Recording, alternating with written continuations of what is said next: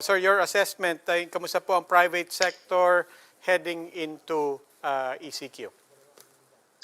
Well, tomorrow we have our big town hall meeting on the NCR lockdown.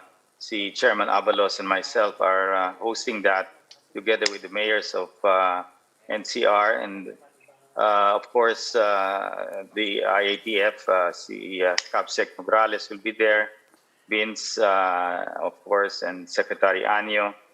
And we have presentations from DOH, no? Si Dr. Atela de Guzman, of course, Father Nick will be there, and John Wong. No? So 3 different models. And we have close to maybe over 1,000 companies that will be attending this. No? In a way, I did the most unpopular thing. I listened to Ranjit here. No? For his advice was, I think we have to lock down. Siya pala ang salarin. But, you know, in all honesty, I felt that, you know, considering their level of accuracy, and I saw the numbers, and I felt that locking down early, and I consulted a number of business people now in the private sector.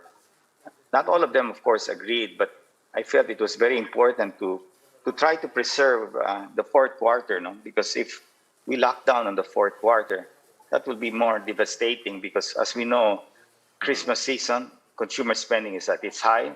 Coupled with election spending, it will be much higher. So many of the entrepreneurs can really recover, no? Especially the micro, small, and medium enterprises who have been challenged through these whole months, especially in the 1st quarter, in the 2nd quarter of this year, where we had that very long lockdown. So makakabawi sila dito sa 4th quarter. And the vaccination efforts of the government is moving on. The private sector as well. AstraZeneca vaccines have arrived about 2 weeks ago. We have an arrival pretty soon by next week. Hopefully they give confirmation from Thailand. So we're ready. And the many people think that the lockdown is the solution to this pandemic. No? The lockdown just buys us time because it's a race towards the unvaccinated. The unvaccinated has the highest risk of infection, of death. They are the ones that are what worries us. So our vaccines have to get to them first before Delta gets to them. And that's our goal. And that's why we want to slow down the movement of Delta. And this is why there is this 2-week lockdown. And Octa suggested that. And if you look at it, what made IETF change their mind? Because they were at GCQ, they reinstated GCQ. But they kept it on, no? And moved to ECQ.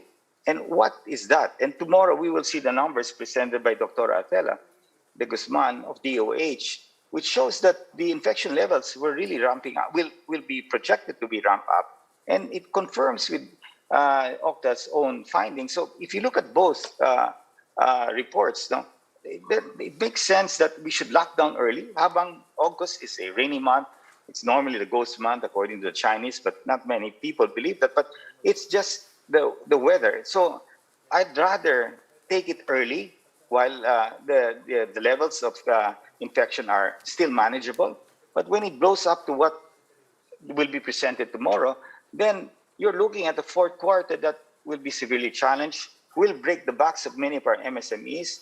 They'll be moving to the year 2022 with less confidence, no? And that's what we don't want to do. And I think that's the whole objective, that this lockdown has been moved to ECQ. And tomorrow, hopefully we align with we will definitely align with Chairman Avalos. No? In fact, he was instrumental and pleaded for that the government considered a 2-week lockdown.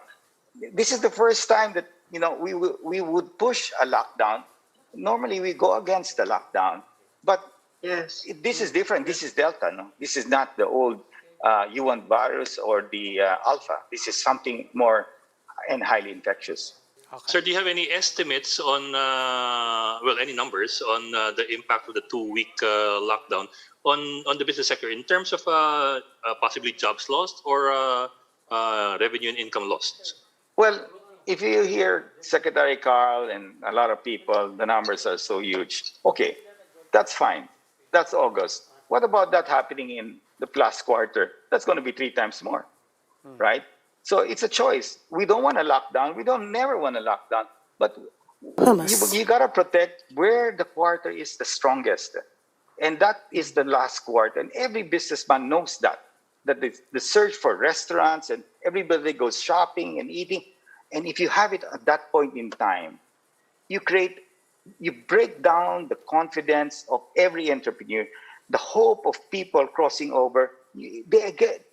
Emotionally, they will be affected. So do we want that to happen, that people move to 2022 with gloomy faces, lost hope, lost confidence?